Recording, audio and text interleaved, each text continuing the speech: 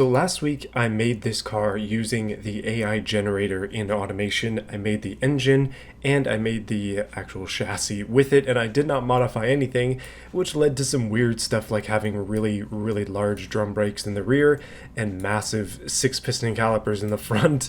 Other than that, it's pretty much normal. But today what we're going to do is we're going to take this AI generated car and we're going to tune the absolute heck out of it. So stick with me. Let's drop a V8 in this thing. By the way, this channel is supported by viewers like you. Links in the description to these if you want to help support things. I greatly appreciate it. So this is actually not the exact car that we built last week. This is a clone of it because I don't want to damage the other car. I feel like it's pretty good and it's one that I want to keep for my records. By the way, if you're interested in downloading this model, I will post it in my Discord. Once again, link in the description. If you want to try and tune it up yourself and make something interesting out of it, then go right ahead.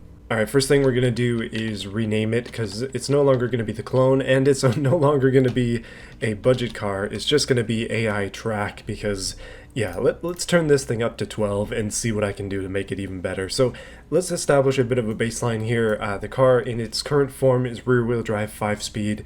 It weighs 1,380 kilos, 50-50 front and rear, with 153.5 horsepower. It is rear-wheel drive inline 4, 1.7 liter inline 4, naturally aspirated. Very much a budget-oriented vehicle, as the AI tried to make it that way. Total cost of it is only $24,000. That's what's down here in the approximate cost level. So yeah, kind of a budget thing. Let's just go crazy. Basically, the equivalent is like, this is the EcoBoost. We're going to go for like the Mach 1 version of the Mustang. Essentially that. So first thing I want to do is, we'll kind of just leave most of this stuff how it is. I'm not super keen on the way that the suspension was set up. I'm actually just going to switch to double wishbone front and double wishbone rear. I feel like that should be able to let me tune it a little bit better handling wise. Obviously the biggest change is going to be the engine. This is what was in there previously. It's a nice engine, but it wasn't really making a lot of power. I thought about either boosting the current engine to ridiculous levels or just dropping in a 90-degree V8, and at the end of the day I decided we're going to put in an aluminum overhead cam 90-degree V8. I'm kind of feeling like a 4-liter V8 is what it needs in this car. A little bit bigger bore, smaller stroke, hopefully better RPM. I really want to rev this V8, and being only 4 liters, it's not super big, so it should be good for this. Maximum RPM with overhead cam isn't amazing, so maybe we could go dual.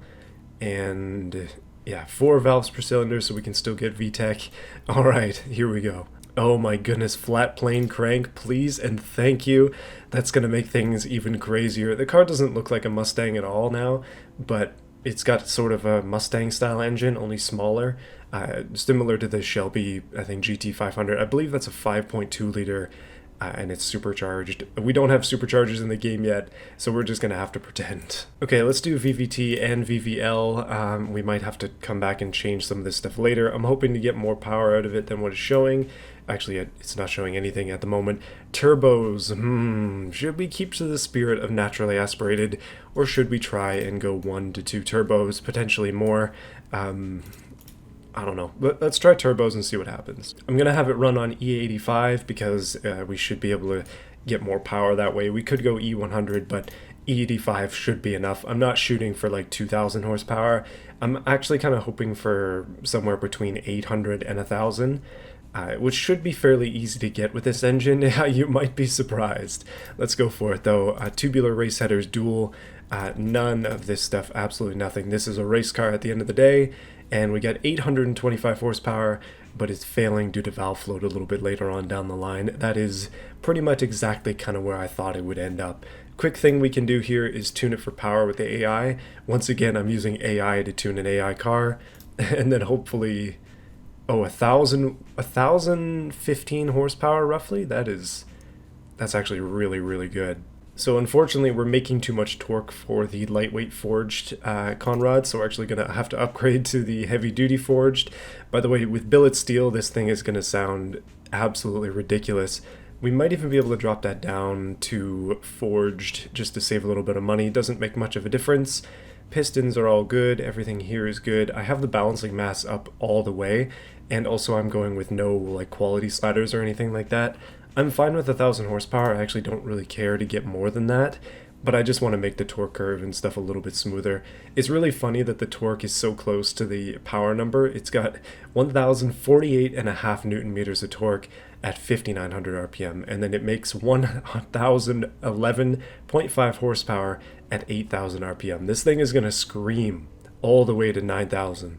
So one of the things that we have to consider is obviously it needs a little bit of overdrive, but it doesn't need too much overdrive. I'm going to have it rev to 8,800, and I think that'll be decent enough. So we'll make peak power just before red line, and then we'll kind of drop back off over the curve again to build back up and then down. It's pretty much perfect there. In terms of turbo size, we are running 2 turbos. They are quite small, but I don't mind that necessarily. I think that's going to be fine. So we can adjust the turbine housing specifically to make more power, but we're going to lose bottom end. I'm kind of happy right where it is. That's 1,043, but I'm actually going to drop this down a little bit. We're going to lose power, but we should gain a little bit more bottom end. 1,024, similar torque, a little bit more perhaps. Yeah, you can see the graph is getting just a little bit bigger over here, so should be good. That's still pretty much the same, 1,020 horsepower. I think I'm fine with that. I think it's good. Alright, so that's a little bit of a change from the power plant that was in here previously. We were making 150 horsepower, I believe, and now we're making over 1,000. That is going to drastically change the characteristics of the car and of a lot of other aspects of the car as well. We are going to change the design, and I do want to change some aspects of it, although I really do like what I did last time. It's not going to be a major change. We're just going to make it maybe a little bit more aggressive.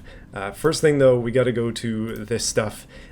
It currently, I mean, it needs some work in this area. We can get a lot more top speed than what it's showing. I'm going to stick to rear wheel drive against my better judgment, and we're keeping the manual. I've jumped it up to a 6-speed instead of a 5. Top speed is 393.6 kilometers an hour, which is insane. 0 to 100 in 3.9 seconds, assuming you can even get traction at this point. Having the spacing being lower kind of does make sense for this car. Top speed in first gear is going to be 85, which is insane. I'll probably have to short shift this car in order to make it not wheel spin, but yeah, 8% and then most of it in first and second is to be expected. Oh, there is one big thing we can do. Semi-slick tires is going to make a huge difference, all the way down to 6.9, and hopefully that actually increases our traction overall. Yeah, we lost a little bit of top speed, but that is much better in third gear. Okay, size is probably the next thing to consider. These wheels are not as thick as they should be. We're definitely going to need some big meaty wheels in the back. 325 will hopefully help with the wheel spin issues, and we'll have to come back to the fronts because, yeah, they definitely don't need to be that big. Okay, this is one area where the game, I don't even know what was going on, but I guess for the sake of budget, it went just like straight drums on the back of the car. We're gonna hop those up to vented discs with 2 pistons, and I'm gonna go carbon ceramic on the front with 4 instead of 6. And I think with the sizing the way that it is, especially the front force going up to 100%, it should be better than what it is. Oh yeah, no, we shouldn't have any issues. The car itself is going to be quite light by the time I'm done with it. Oh yeah, it's full race pads for whatever reason. That is like extremely aggressive in the case of the game here. Weird stuff that the AI was doing. We're going to go for a full race diffuser on the bottom, which will hopefully help a lot with the downforce issues.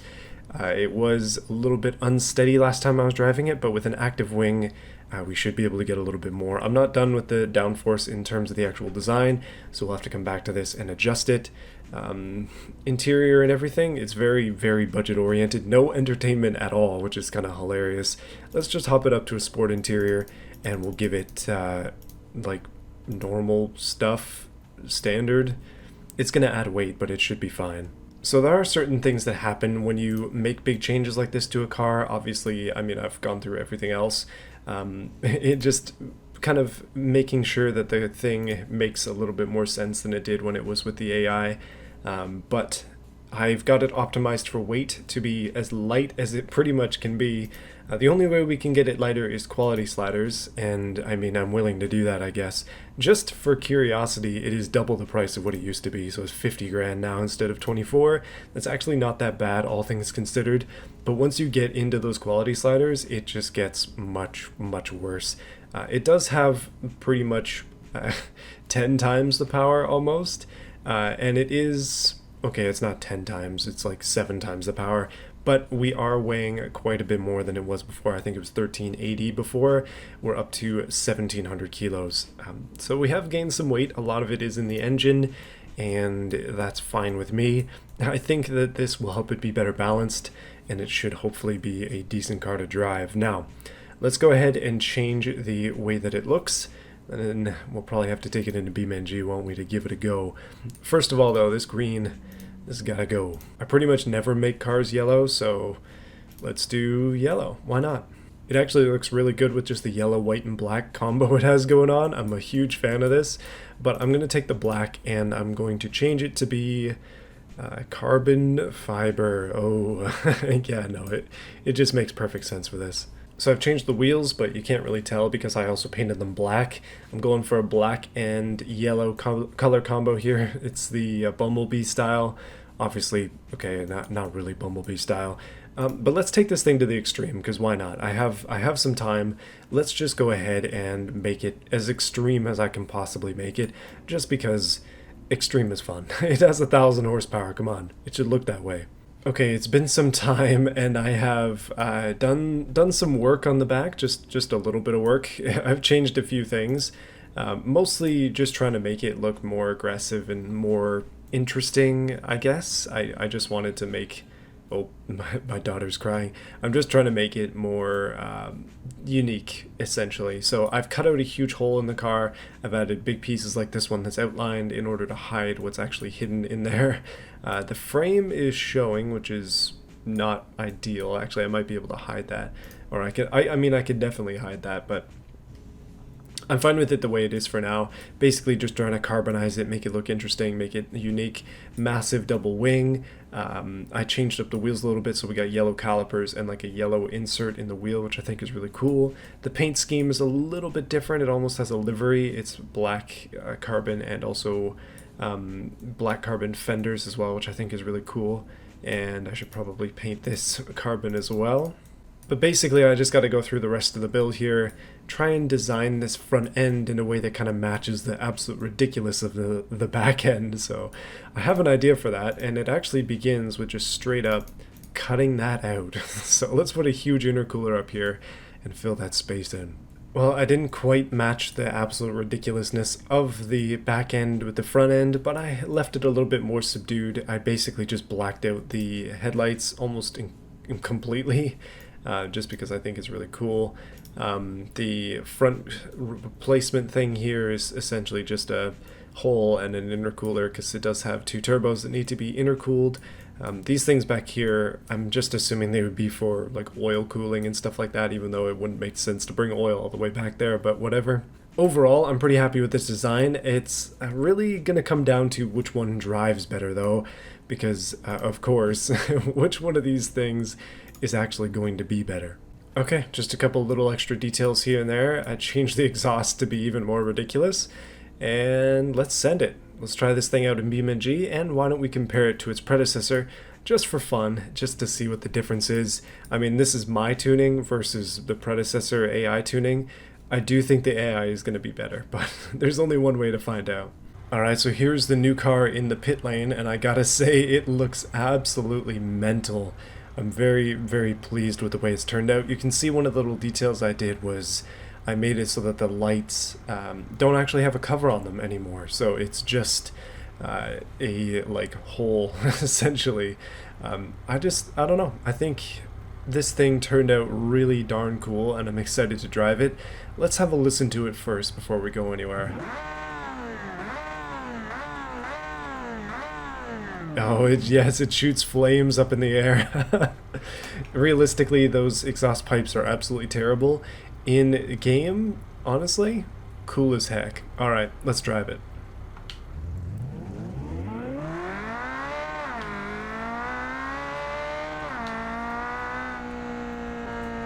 So I might have blown the budget in the budget race section a little bit. Thankfully, I don't really care. This car is exceptionally fast, a lot faster than its predecessor, which is to be expected. Again, it has nearly 10 times the horsepower. It does way more, but it also has semi-slicks tires. It has a lot of advantages, and that's what you get when you hand design something yourself. That's not to say that the AI couldn't do exactly what I did, but I mean, what I did because I thought it would be cool, not because I generated it to do that. I think the ESC is doing a lot of work right now to keep me on the road, because I would be flying off if it was not for that. Even still, for a rear-wheel drive car, this thing absolutely rips, and it keeps it hard on the road too, which I really like that. I was gonna say more about the ESC stuff. I think that obviously on these rear-wheel drive cars, especially, ESC is very, very important in this game. Oh wow, I did not take that well. Goodness. Yeah, ESC is very important, but also sort of power to weight ratio is as well. This is a front engine car. It does have 2 turbos. It does have a bit of turbo lag to its name, but it isn't too bad. Some of these cars that I've driven for showcases and the like have been absolutely awful in terms of turbo lag and in terms of just not being able to drive. This car, not too bad. Alright, let's quickly go down to the skid pad area, because I do want to turn the ESC off and just attempt a few burnouts. Before you say anything though, I probably should mention that, yeah, no, the carbon did not come in, unfortunately. It did come in, it just came in super light, which sucks, but I don't know what to do about that. I don't think there's anything I actually can do about that. Okay, ESC in off mode.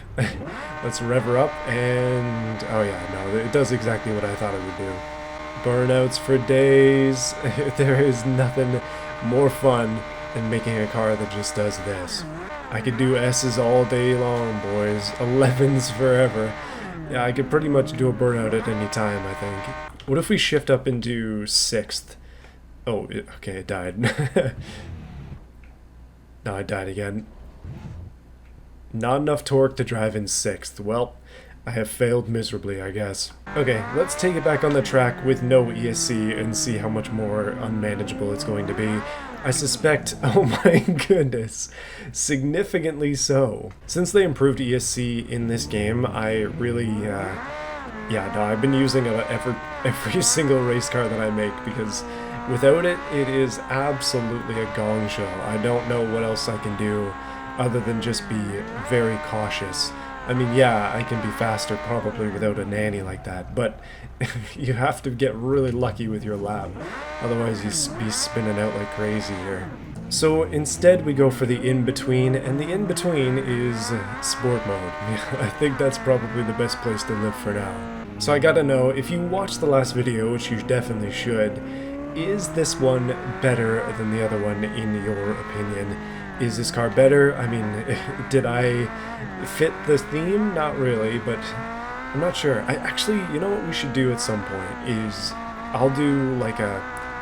Okay, I have to figure out what parameters the AI uses to design certain types of vehicles, because I could do it where I make a GT car and the AI makes a GT car, and then we like do a full-on comparison and see which one is actually better. That could be a lot of fun.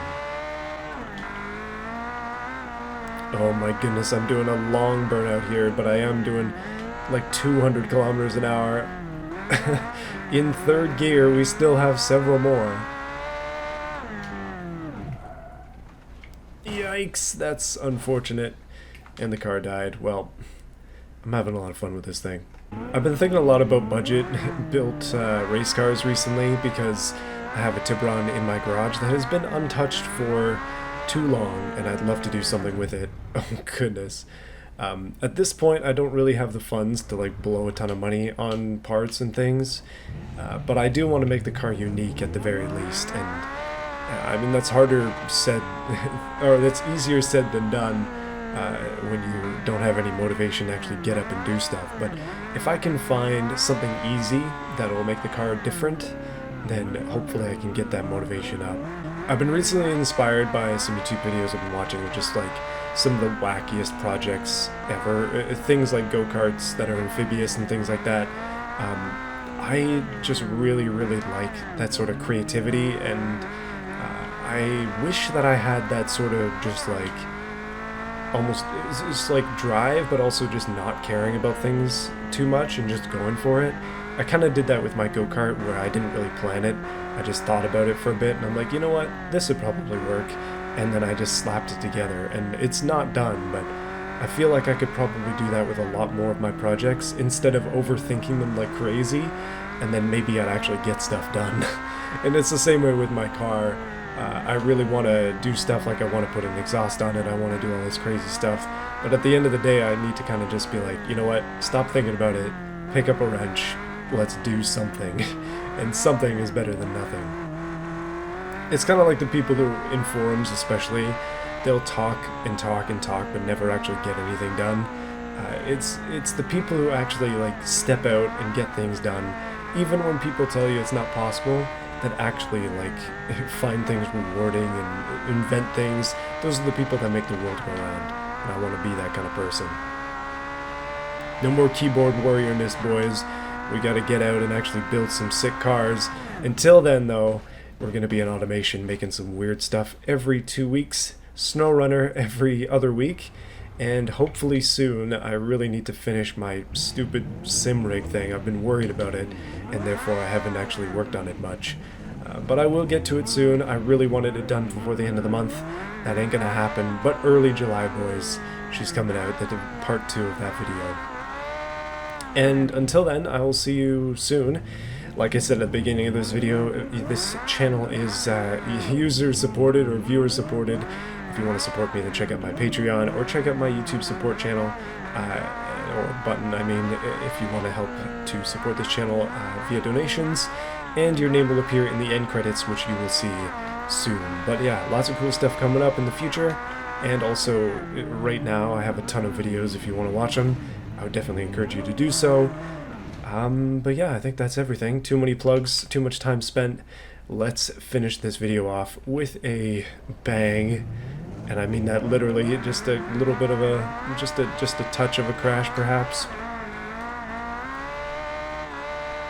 It's pulling really hard to the left, I mean right, and now it's broken. Oh man, okay, well, stay tuned until next week when I Hemi swap a Tibron.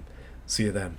Big thanks to those who have chosen to support this channel via the join button and also through Patreon. You guys make it possible for me to continue to make these videos every week, and sometimes even more than that. I have, yeah, no, some people here have been supporting for years, literally years in the join button sense, and I'm extremely grateful for that. So I just want to say thank you to Overlord, Terry01, J. Pope, Davis Heister, Sinlab, Goofy Plays, Phoenix Shark, Badger, Baja Blast, Mancini Country, Shadow Jasper, I Look Volheimilk, and Mike Bailey. Thank you everybody for your support. I will see you guys again very soon. More stuff to come. Yeah, what else we got?